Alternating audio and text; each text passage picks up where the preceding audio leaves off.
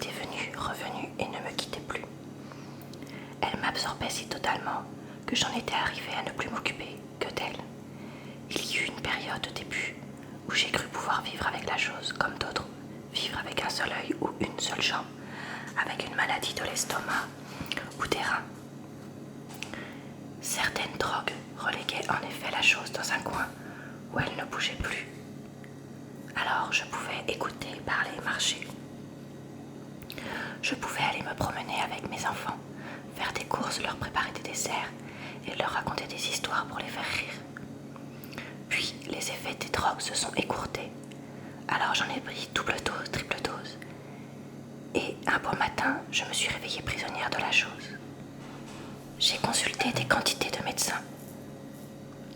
Le sang s'est mis à couler sans arrêt. Par moments, ma vue baissait. Je vivais dans un brouillard, tout devenait imprécis et dangereux. Ma tête est entrée dans mes épaules, mes poings se sont serrés dans l'attitude de la défense. Mon cœur battait à 130, 140 pulsations par minute, à longueur de journée, à croire qu'il allait défoncer ma cage thoracique et jaillir, palpitant aux yeux de tout le monde. Son rythme trépitant m'épuisait. Il me semblait que les autres l'entendaient battre et j'en avais honte. J'avais pris 2 manies, 2 gestes que je répétais 1000 fois par jour. L'un que j'ai déjà décrit, qui consistait à aller vérifier où en était le flux de mon sang, et un autre par lequel je comptais mon pouls. Comme pour le sang, je faisais cela furtivement, sans que personne s'en aperçoive. Je ne voulais pas entendre quelqu'un dire, en me voyant tâter mon poignet, « Que se passe-t-il? Vous ne vous sentez pas bien ?» Mon sang et mon pouls étaient les 2 symptômes sensibles évidents de ma maladie.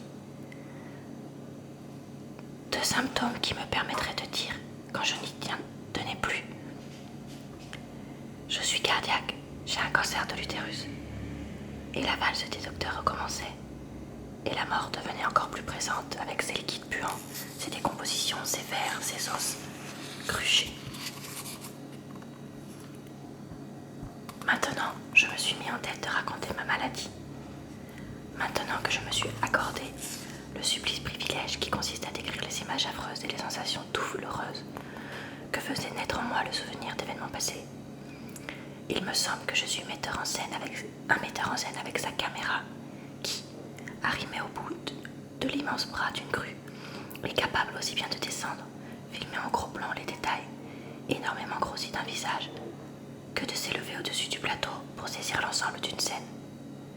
Ainsi, pour cette première visite, je vois Paris avec ses lumières nocturnes d'automne et des l'automne, et dans Paris le quartier d'Alésia, et dans ce quartier l'impasse, et dans cette impasse la petite maison, et dans la petite maison le bureau éclairé doucement par un homme et une femme, et cette femme dans cet ensemble, sur un divan recroquevillé comme un fœtus dans une matrice. Mais à cette époque, je ne savais pas que je commençais à peine à naître et que je vivais les premiers instants d'une longue gestation de 7 ans, embryon gros de moi-même. J'avais parlé au docteur du sang et de la chose qui me faisait battre le cœur. Je savais que je ne parlerais pas de l'hallucination. J'allais parler des derniers jours, de la clinique. Comme cela, j'aurais tout raconté. Le docteur écoutait avec une grande attention, et cependant, rien en particulier dans mon long récit ne le faisait réagir. Quand j'ai cessé d'évoquer la salle de bain et mes crises d'angoisse, il m'a demandé « Que ressentez-vous à ce moment-là, en dehors de vos malaises physiques? J'ai peur. » « Peur de quoi? J'ai peur de tout. Peur de la mort. » À vrai dire, je ne savais pas de quoi j'avais peur. J'avais peur de la mort, mais j'avais aussi peur de la vie qui contient la mort. J'avais peur de dehors, mais j'avais peur de dedans, qui est l'envers de dehors. J'avais peur des autres, mais j'avais peur de moi, qui était une autre. J'avais peur, peur, peur, peur. C'était tout. La peur m'avait reléguée dans le monde des aliénés. Ma famille, de laquelle j'étais à peine sortie, avait sécrété de nouveaux cocons autour de moi, de plus en plus serrés, de plus en plus opaques, au fur et à mesure que la maladie progressait. Non pas seulement pour me protéger, mais aussi pour se protéger elle-même. La folie se porte mal dans une certaine classe. Il faut la cacher à tout prix. La folie des aristocrates ou du peuple est considérée comme une excentricité ou une tare, elle s'explique. Mais dans la nouvelle classe des puissants, elle ne s'admet pas. Qu'elle vienne de la consanguinité ou de la misère basse, cela se comprend, mais pas du confort, de l'essence, de la bonne santé, de l'équilibre que donne l'argent bien gagné. Dans ces cas-là, c'est une honte. Au début, on me ronronnait des « ce n'est rien, tu es nerveuse, repose-toi et fais du sport ». Pour finir, ça avait été un impératif. Tu vas voir le docteur Untel, qui est un ami de ton oncle et un grand spécialiste du système nerveux. Le grand spécialiste ami avait ordonné un traitement, sous contrôle médical. On m'avait retenu une chambre tout en haut de la clinique de mon oncle. Une pièce aménagée dans le grenier, avec un grand lit, calme, tendu de toile, de joie, au motif champêtre reposant. La bergère avec ses moutons et sa houlette, l'arbre au tronc noueux et au feuillage d'olivier. La bergère, les moutons, l'arbre, la bergère, les moutons, l'arbre. Répétition paisible. Un paravent tendu de même tissu cachait un cabinet de toilette confortable en belle porcelaine blanche, aux angles arrondis, rassurants. En face, une table avec sa chaise et ensuite une lucarne transformée en fenêtre qui ouvrait sur un paysage charmant d'Île-de-France.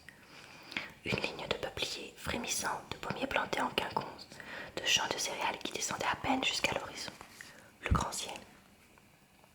Cette toile de joie, était-ce vraiment celle de ma chambre de clinique ou bien était-ce celle de ma chambre d'enfant? À la clinique, la toile de joie n'était pas imprimée de grosses fleurs aux tiges pulpeuses. Y avait-il de la toile de joie sur les murs ou simplement une peinture bleue luisante? Je ne sais plus. Je ne sais plus comment je suis venue là, qui m'a conduite. Je revois parfaitement les 3 escaliers de bois qui menaient à la chambre.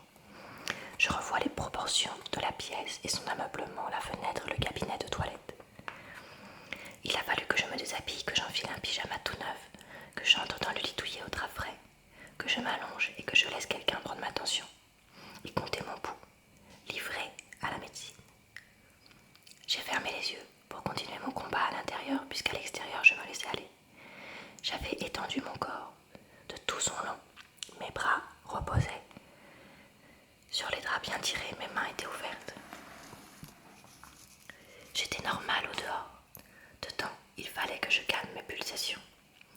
On me passait un brassard, j'entendais le souffle court de la poire qu'on actionnait pour le gonfler. Je le sentais me serrer de plus en plus fort. Puis je me suis un peu crispée au contact du disque de métal froid qui s'installait au creux de mon coude. Le docteur avait bien insisté sur ma tension qui était très basse. Il fallait la prendre toutes les 4 heures avant de me donner un comprimé. Cela m'était égal que l'on constate que ma tension était si basse. Ce qui m'importait, c'était mon pouls, les battements fous de mon cœur. L'opération de la tension me donnait un peu de temps pour essayer de le calmer. On a enlevé mon brassard, on a bougé près de moi. Qui était là? Mon oncle, le professeur ami. Quelqu'un d'autre, je ne sais pas. À l'époque, j'étais tellement occupée à me contrôler et à faire gare à la chose que je ne voyais pas vraiment. Je me sentais devenir aveugle, je naviguais au radar. C'était plutôt une sorte d'instinct qui m'empêchait de me heurter aux choses et aux gens. Enfin, j'ai senti le bout de 4 doigts qui s'appliquaient expertement sous mon poignet. 4 petits boules douces. Elle n'avait pas besoin de tâtonner. À peine avait-elle touché la zone du bout que le sang brassé et baratté par la chose s'était mis à battre contre elle. À peine les doigts avaient-ils ressenti les battements qu'ils les avaient amplifiés et les avaient fait retentir dans tout mon corps, dans toute la chambre. 90, 100, 110, 120, 130, 140. J'avais beau cacher la chose et tout fermer pour qu'elle ne puisse pas sortir. Elles avaient bien se révéler comme ça à travers mes veines, ma peau. La salope, elle était là, elle se moquait de moi. Elle ne m'obéissait pas, elle cognait comme une forcenée contre les doigts qui se sont détachés. Désormais, il savait. On a bougé de nouveau. On avait de petits bruits pas effrayants. Un inoffensif remue-ménage. Vous allez prendre votre comprimé maintenant. Un quart de comprimé seulement. 4 fois par jour pendant une semaine. Puis on augmentera la dose. Ça va vous faire du bien. C'était une femme qui parlait. Petite, mince, avec des cheveux blancs. J'ai vu dans ses yeux qu'elle avait enregistré le message transmis par la chose à ses doigts. Elle savait.